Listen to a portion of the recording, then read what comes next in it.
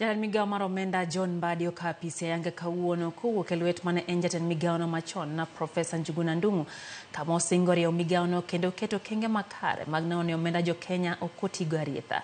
Jatend migao mar bunge Eden Duale bende okapisi koya kuom mane en jatend migao no Soipantuya bende koro donje migao mar lweny. Gisingo neno ni migepegi otiyo makare.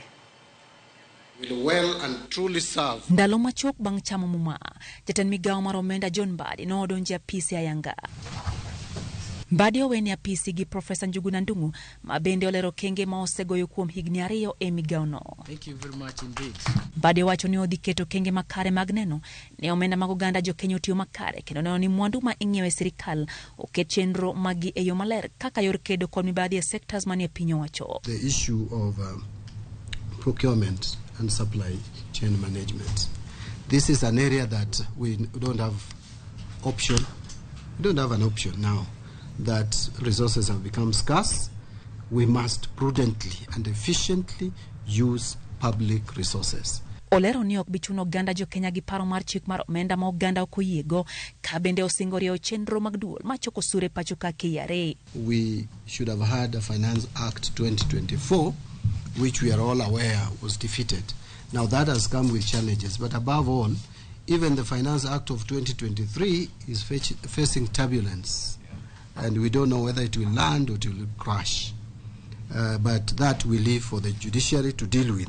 If we cannot integrate our payroll system from the State Departments to IFMIS, which is our parent accounting system, and all the way to KRA, then we don't know what we are doing.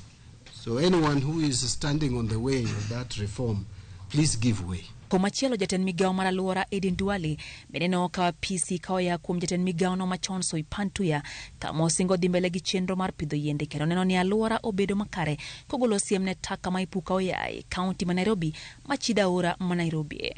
Bende osingo rango yore mag rakruok gi lokruok chal kor lwasi kendo kedo gi jogo magedo e gengauri kaka yor geng'o masiche ma ikelo gi lokruok chal kor lwasi. Climate change will remain a major focus for me.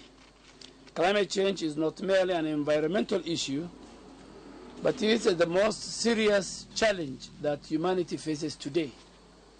Its impacts are profound, it's far-reaching, and is deeply personal to all of us.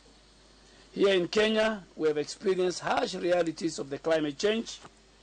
You have seen the prolonged droughts of the past 2 years, followed by the very destructive floods, which brought very devastating losses of lives and livelihood.